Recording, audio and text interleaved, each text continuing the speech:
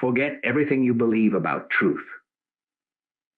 You have been taught that truth is something you find, a fact you learn, a doctrine you accept. This is the very illusion that binds you. The truth I speak of is not known by the mind. It is not a philosophy to be adopted. There is a truth with the power to shatter every limitation, to dissolve every form of bondage you experience, be it in your body, your affairs, or your heart. But you must come to this not as a student, but as one ready for an absolute and radical inner transformation. This is not about acquiring knowledge. This is about a direct and immediate knowing that comes only when the noise of the world falls silent within you. I am going to take you to the very edge of that silence, to that place where you shall know, and in that knowing, you will witness the chains fall away of their own accord. Stay with this, and you will discover what it means to be free. We begin by dismantling the very foundation of our search. We are conditioned from our earliest days to believe that truth is something external to us, a body of information we must accumulate. We strive to learn the truths of science, the truths of history, the truths presented by authorities and institutions. We fill our minds with data, opinions, and doctrines, believing that with enough of this intellectual fuel, we will arrive at an understanding that liberates us. This is the grand and subtle deception. The truth that sets you free cannot be found in any book, cannot be repeated from any lecture, cannot be held as a concept in your thinking mind. Think of it this way: you can read 1,000 descriptions of the taste of honey. You can study its chemical composition, learn about the flowers the bees visited, and memorize poetry written in its praise. You will have a vast intellectual knowledge about honey. But until you taste it, directly and immediately, you do not know honey. All the information is a shadow, a pointer, but it is not the substance itself. This is the precise difference between knowledge about God, about spirit, about truth, and the actual knowing of it. This intellectual approach is the very source of our continued bondage. We take these concepts, these second-hand reports of truth, and we weave them into our identity. We say, I am a person who believes the spiritual principle, or I understand that metaphysical idea. We then use these concepts to judge our experience, to measure our progress, and inevitably to condemn ourselves and others when reality does not conform to the polished ideal in our mind. Here you are, applying a spiritual truth you read about patience, and yet there you sit in a traffic jam with frustration boiling in your veins. The concept of patience is now a weapon of self-judgment. I should be more patient. I know the truth about peace. Why can't I embody it? This is not freedom. This is a more refined prison, a cage of spiritual concepts. The mind has taken the supposed key to liberation and built a new barricade with it. The transforming power lies in a truth that is knowing itself, a living, vibrant, conscious awareness that is your own being. It is not something you think about. It is the very ground from which all thinking arises. It is the silent, aware presence that witnesses the traffic jam that notices the frustration, that observes the very thoughts of judgment without being any of those things. This is not a passive state of blankness. It is the most active, potent presence there is, the very core of your aliveness. You cannot find it by adding more thoughts, any more than you can find quiet in a room by adding more noise. You come to it by a gentle, firm yielding of the addiction to mentation, to figuring it all out. Consider a moment of pure awe, perhaps standing before a majestic mountain vista or holding a newborn child. In that instant, the internal commentary stops. The mind, for a blessed second, falls silent. There is just the immensity of the experience and a profound sense of peace and unity within it. You are not thinking about beauty or love. You are immersed in it. You know it directly. That moment, however fleeting, is a whisper of the knowing I speak of. It had nothing to do with information.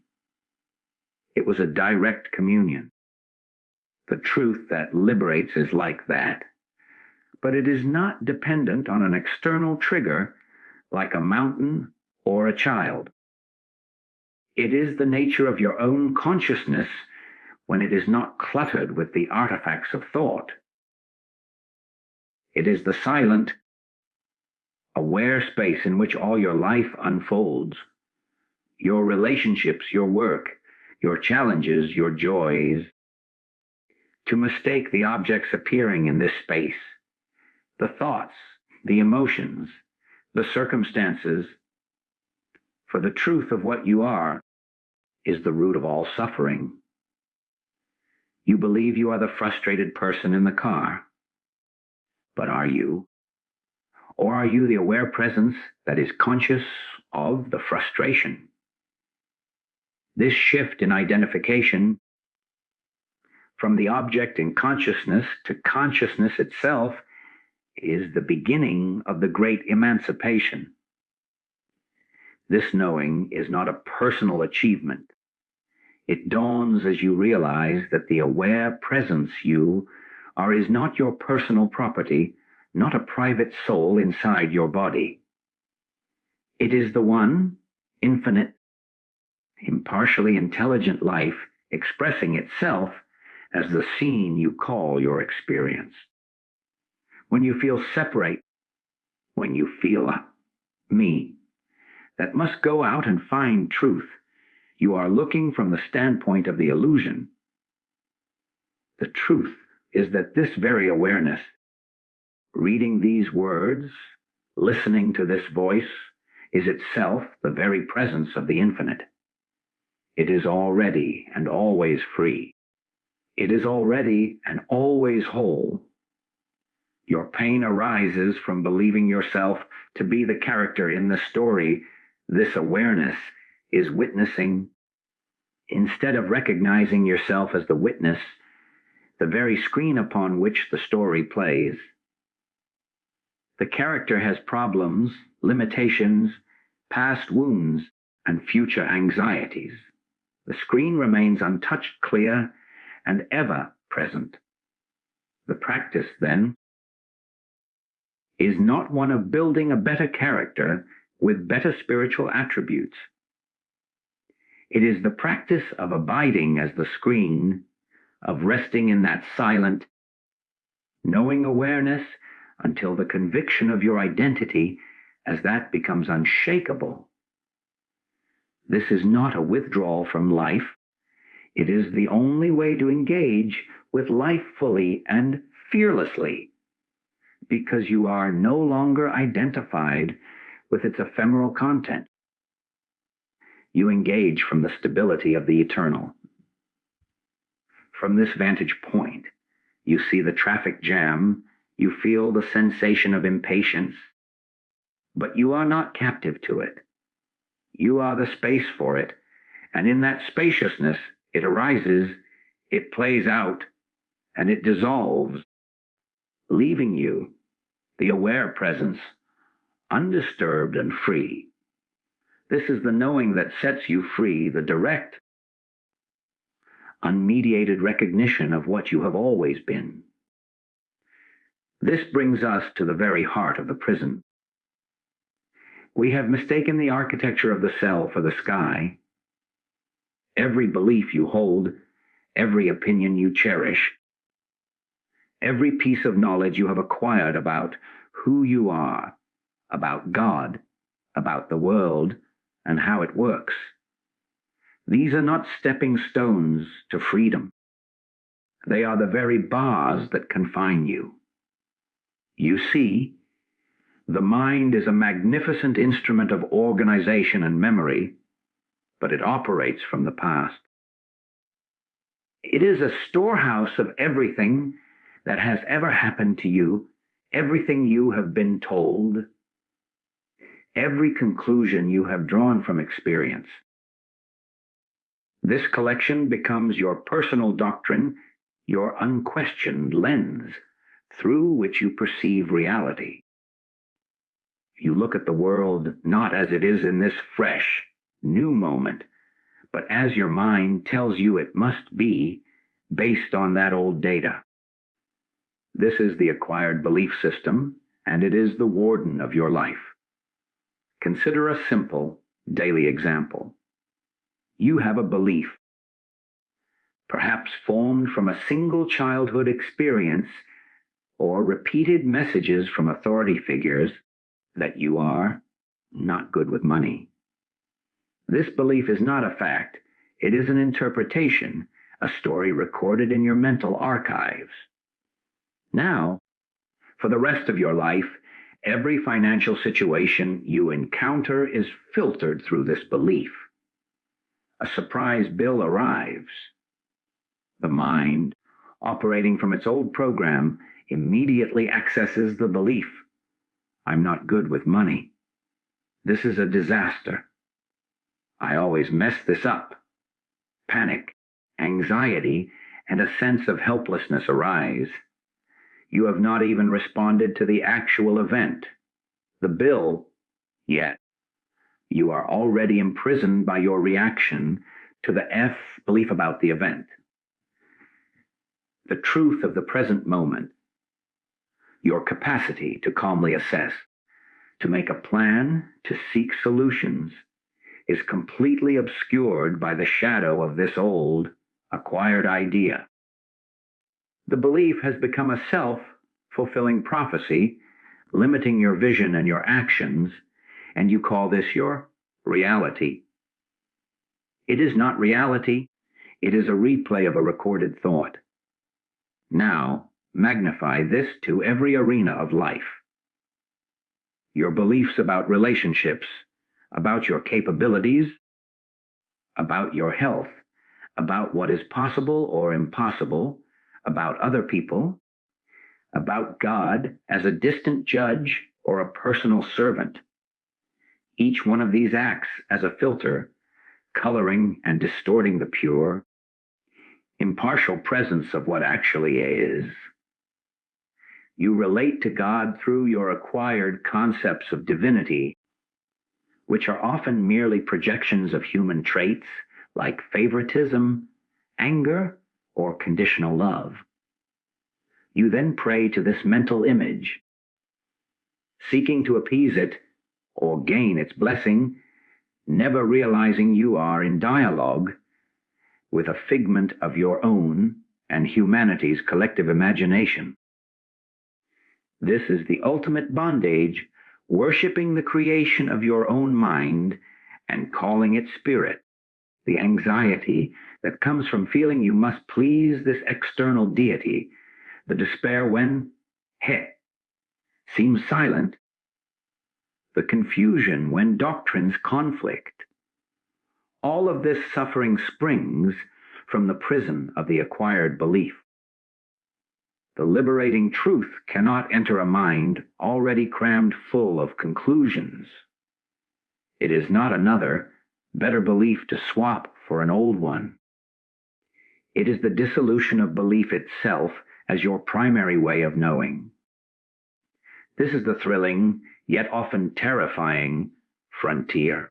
We cling to our beliefs because they provide a false sense of identity and security.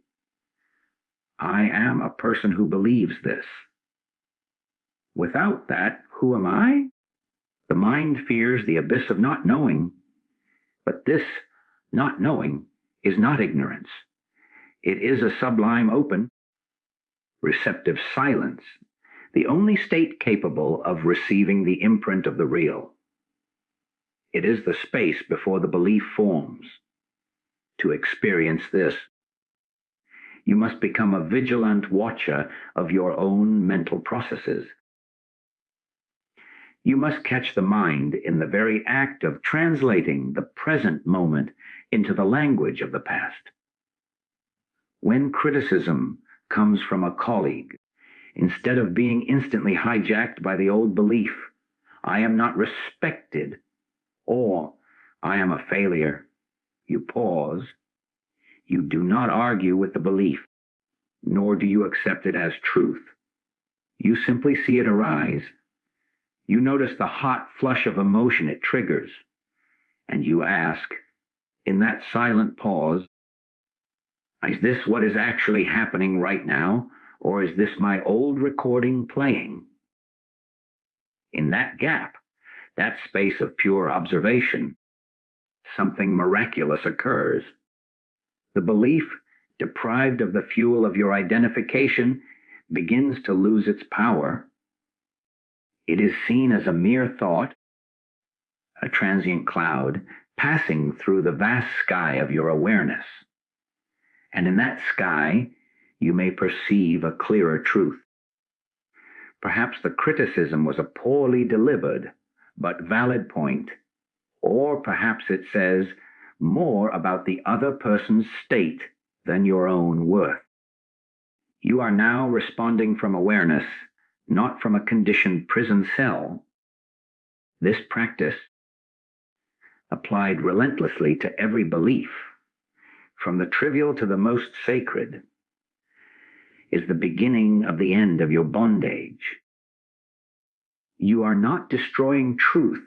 You are making room for it by dismantling the false structures that have impersonated it. The bars are not made of iron, they are made of thought. And when you stop mistaking them for your own bones, you will find you can simply walk through them. And so we arrive at the gateway, and it is not what the mind has been feverishly seeking. The mind seeks answers, explanations, more content to fill its library. But the truth that liberates is not found in the addition of more noise. It is discovered in a profound subtraction, in the conscious, deliberate entry into inner silence. This is not the silence of an empty room or a withheld opinion. It is the active, potent silence of consciousness itself, turned back upon its own source. When you stop the clamor of seeking, comparing, judging, and figuring, what remains? Not a void, but a vibrant, aware presence. That is the gateway. That is the only condition in which reality can reveal itself as it is, unfiltered by your mental commentary. Think of a pond's surface stirred by a constant wind. The water is choppy, turbulent. You cannot see the clear depths below, nor can it accurately reflect the sky above. The trees on the bank appear broken and distorted in the ripples. This is the mind in its usual state of agitation. Thoughts, memories, plans, anxieties churning the surface of your awareness. In this state, you cannot perceive the profound stillness of your own being, and you see a distorted, broken reflection of the world. Now, imagine the wind ceasing. Gradually, the ripples subside. The surface becomes still, calm, like a pane of glass. In that stillness, two things happen simultaneously. You can see all the way down into the clear, deep waters of your own nature, and the world above, the sky, the trees, is reflected with perfect, undistorted clarity. The inner silence is that still surface. It is not an escape from the world.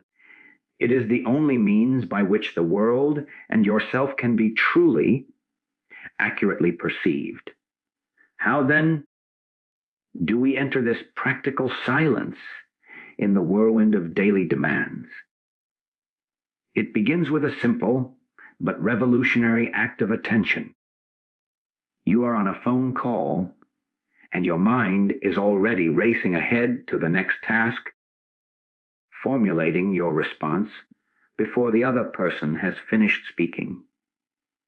In that moment, you catch yourself.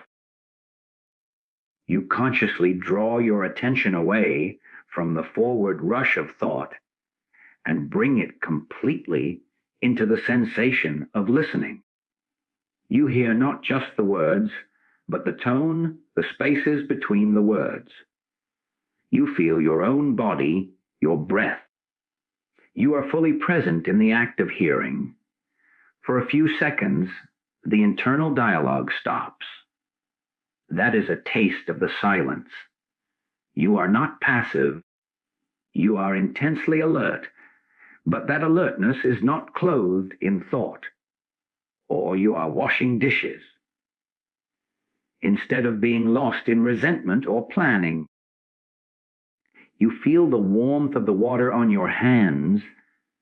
You see the light glint on a soap bubble. You hear the clink of the china. You are utterly with the experience. The complaining mind falls away, and in its absence, there is a simple, unadorned peace within the activity itself. This is the gateway opening in the midst of life. This silence is the womb of true knowing. All the great revelations, the moments of aha, the flashes of intuition that solve insoluble problems, they do not come from frantic thinking. They arise spontaneously when the mind has been stilled, often when you are walking, showering, or just resting. Why? Because in those moments, you have inadvertently stepped back from the thinker and allowed the infinite intelligence that animates all life to flow through unobstructed. You have become a clear channel. This is the knowing that sets you free. It is not something you produce. It is something you admit. It comes through the silence, not from it. The mind, in its arrogance, wants to take credit, to claim this knowing as its own hard-won insight. But you will come to see that the mind's only role was to get quiet enough to get out of the way. Cultivating this is the core of the practice. It is not a withdrawal into a cave, but a continual, gentle returning to the stillness that is already at your center, right now, beneath the noise. Start by dedicating moments, not hours, but minutes, to simply being. Sit, not to achieve a special state, but to let go of all states. Let thoughts come and go like clouds, but do not board them and fly away with them. Rest your attention on the feeling of simply being alive, the sensation of breath moving, the awareness that is prior to all thought. When you rise, carry that quality of inner quiet with you. Let it be the backdrop against which your day plays out. When a crisis hits, your first movement will not be into panicked thought, but into that inner stillness. From that place of calm clarity, right action will suggest itself. You will find you are no longer reacting from the jumbled archives of the past. but responding from the fresh, intelligent spontaneity of the present. The silence, you will discover, is not empty. It is intensely intelligent. It is the very substance of wisdom waiting to be recognized as your own true nature. This is the transformative secret, the peace you seek, the answer you long for, the freedom that feels so distant, is only ever one conscious moment of inner silence away. It is the doorway that has been standing open all along, waiting for you to stop rushing past it long enough to simply step through. Now, we must confront the greatest hurdle of all, the final and most cherished illusion, the belief that this truth, this freedom, is for you alone. We have touched the silence, glimpsed a piece not of our own making, and the mind, in its cunning, immediately moves to claim it. This is my experience, my peace, my spiritual attainment. With that single thought, we rebuild the prison around the very key that unlocked it. The truth that liberates is utterly impersonal. It is not your personal property, any more than the sunlight is the personal property of the window pane it shines through. The window pane does not own the light. It merely lets it pass through. To believe the light belongs to the glass is to mistake the transparent for the source. This is the critical pivot from a personal, seeking spirituality to an impersonal, realized one. Your entire life has been built on the story of a personal self, me, with a unique history, private desires, individual problems, and a personal destiny to fulfill. This me is the central character, and it feels utterly real. Its pains are sharp, its joys are sweet, and its quest for spiritual fulfillment is the driving narrative. But here is the radical, life-altering realization that me is not the knower. It is the known. It is a composite of memories, thoughts, sensations, and social conditioning, all objects that appear within awareness. You are the awareness in which this personal drama unfolds. And this awareness is not personal. It is the same aware presence that animates every conscious being. It is the one life expressing itself as the infinite variety of forms and experiences. Your body, your mind, your personality are a unique and beautiful formation of this one life, like a specific wave on the ocean. But the water constituting the wave is the ocean itself. The wave is not a separate entity with its own private water supply. See how this operates in a moment of conflict. Someone speaks to you with harsh words. The personal self, the me, feels attacked. It mobilizes its defenses, anger, self-justification, wounded pride. It prepares its counterattack. This feels completely automatic, real, and justified. But if, in that heated moment, you can remember to step back into the silence, into the awareness that is watching the anger arise, something shifts. You see the anger not as my anger, in a possessive, identified way, but as a storm of energy passing through the field of consciousness. You see the other person's harshness, not as an assault on your personal citadel, but as a storm passing through their field, born of their own pain and conditioning. From this impersonal vantage point, you are no longer two separate, warring selves clashing. You are the one awareness. witnessing two temporary patterns of conditioned behavior interacting. This does not mean you become a doormat. It means your response can now be intelligent, compassionate, and free from the poison of personal resentment. You might set a clear boundary, but you will do it without hatred. You might walk away, but you will do it without a narrative of victimhood. The action arises from clarity, not from the bruised ego. This is the profound implication of impersonal truth. Your suffering exists only insofar as you are identified with the personal self that can be harmed, deprived, or invalidated. When you abide as the impersonal awareness, what is there to suffer? The awareness cannot be insulted. It cannot be bankrupt. It cannot fall ill. It is the immutable background against which all these temporary conditions of the personal life come and go. The wave may be tall or small, gentle or crashing, but the ocean remains. Your practice now deepens from seeking peace for you to recognizing the peace that you inherently are as this awareness. You stop praying for God to fix your personal life, and you begin to realize that the very consciousness praying is the presence of God.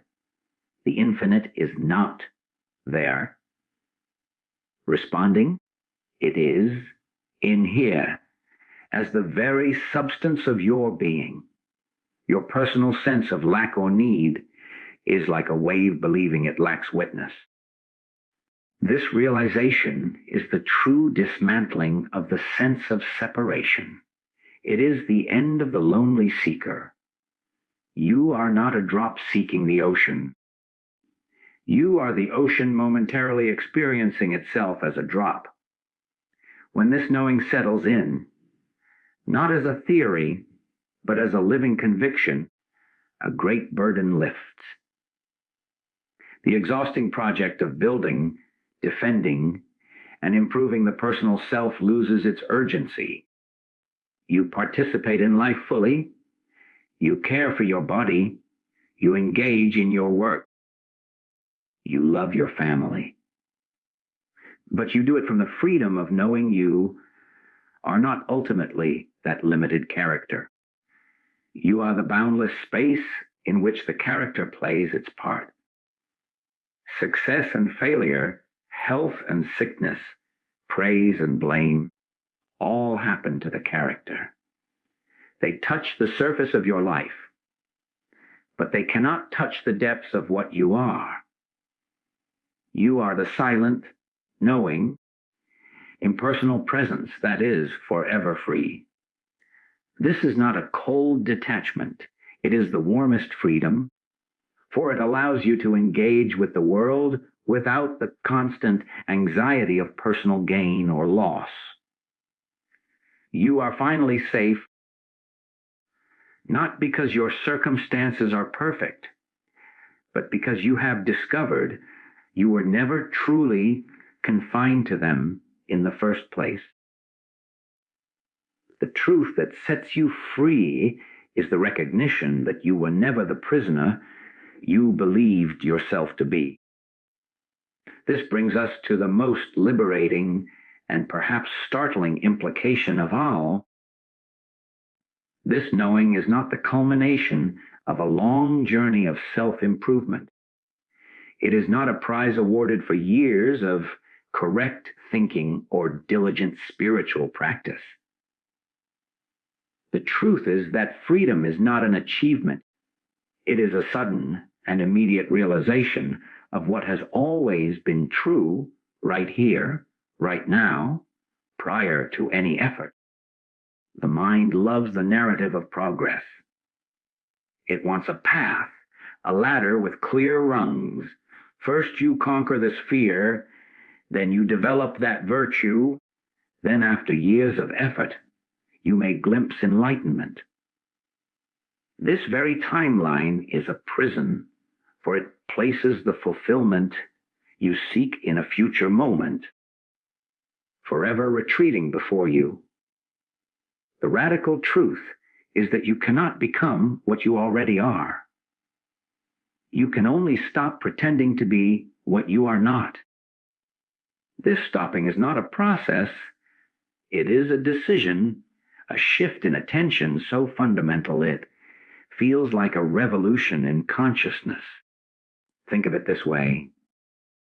You are in a dark room, tense and afraid, believing yourself to be trapped.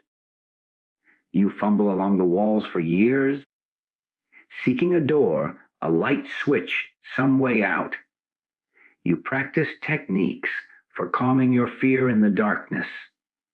You study maps of the room. This is the spiritual path of gradual improvement. Then, in a moment of utter exhaustion, you simply stop. You cease the frantic seeking, and in that cessation, you notice something you had missed in all your striving, a faint, steady glow that was never not there. You realize with a shock that the room has always been faintly illuminated by your own being. The darkness was an assumption, a story you believed because you were looking outward for a light source.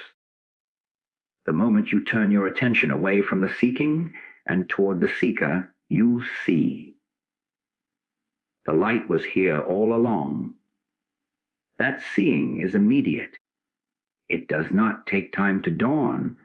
It dawns on you the instant you look from the right place. The years of fumbling were not wasted, but they were not the cause of the light. They were the cause of you finally becoming still enough to notice it. Where does this show up in the raw material of your daily life? It appears in those instants when a problem that has tormented you for weeks suddenly dissolves, not because you found an external solution, but because your relationship to it changed in a flash. You are lying awake at night, churning over a financial worry or a relational conflict. The mind runs in exhausted, hopeless circles. Then, from a place deeper than thought, a quiet clarity emerges. It does not present a 10-step plan. Instead, it shows you the truth. This worry is a thought. You are not that thought. You are the awareness witnessing it. In that immediate realization, the identification breaks. The worry may still be present as a mental form, but its teeth are pulled. It loses its visceral grip. You are free of it, not because it was solved, but because you are no longer entangled in it. The shift happened not gradually, but in the blink of an eye. It was a sudden homecoming to your true nature as the witness. This is why all teaching must point you back to this immediate present. Any instruction that says, do this for 10 years, and then you might see, is pointing to a future illusion. The only reality is this now. Are you aware? That awareness is the doorway. Do you feel a crushing emotion? The very capacity to feel it, to know that you are feeling it, is the freedom shining already in the midst of the feeling. The practice, then, is not one of building a new state, but of ceasing to deny the state that is eternally present. It is a gentle but relentless abandonment of the story of not yet. When you sit to meditate and the mind is a riot of distraction, the freedom is not in achieving a perfectly quiet mind after 30 minutes. The freedom is in the very first second, in the recognition. Here is noise, and here I am aware of the noise. that space between the noise and the knower of the noise, that is the free and silent reality. You can recognize it immediately before a single thought is subdued. Waiting for a future moment of awakening is the ego's most clever disguise. It keeps you safely on the treadmill of seeking, forever protecting its own existence. To step off is not an act of violence, but an act of profound honesty. It is to ask, in this very instant, what is here, prior to my thoughts about it? What is the substance of my being before I dress it up in personal history? You will not find an answer the mind can hold. You will find a presence, a knowingness, a vast and peaceful intimacy that has been with you from your first breath. It is the canvas upon which the portrait of your life has been painted.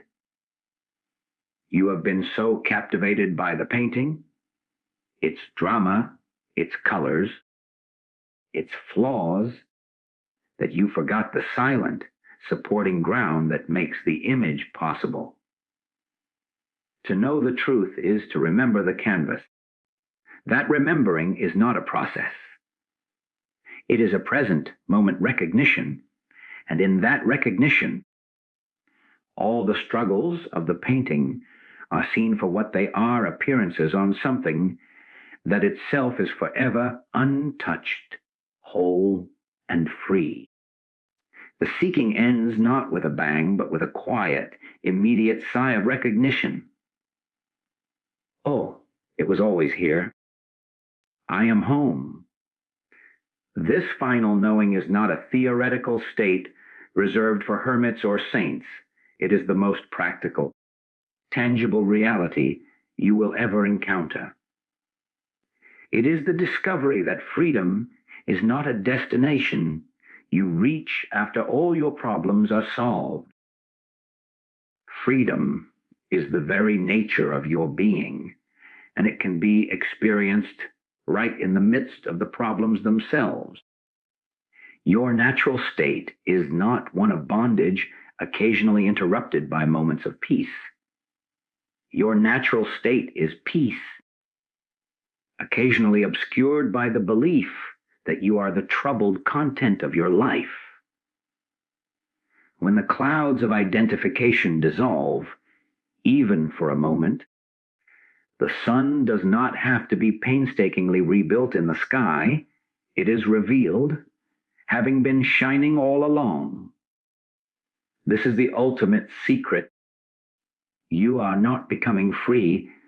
You are expressing the freedom that you inherently are. Imagine you are walking through a forest wearing a heavy, elaborate mask. The mask is carved into a permanent expression of worry and strain. For years, you have worn it, so you believe the world is a dim, heavy, anxious place. This is your reality. Then, one day, the mask simply falls away.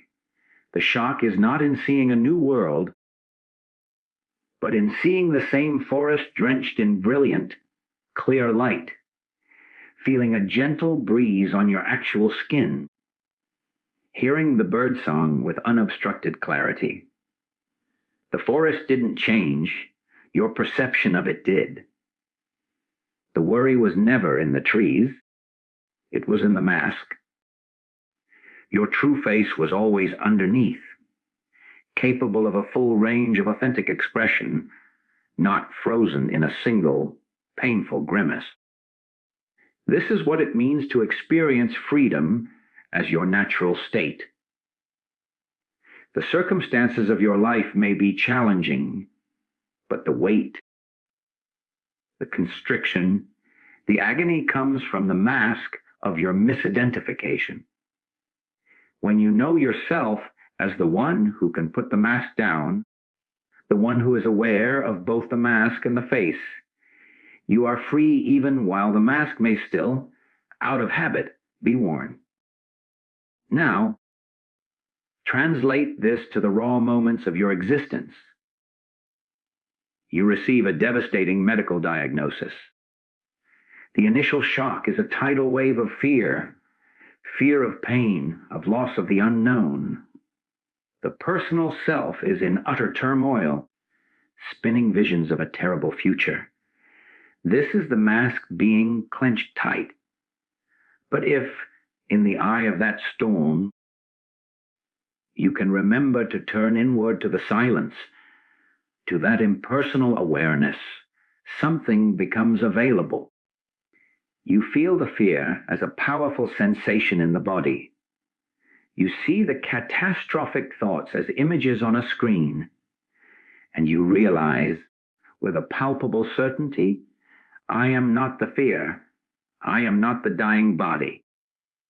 I am the aware space in which this drama is unfolding. This does not magically cure the disease.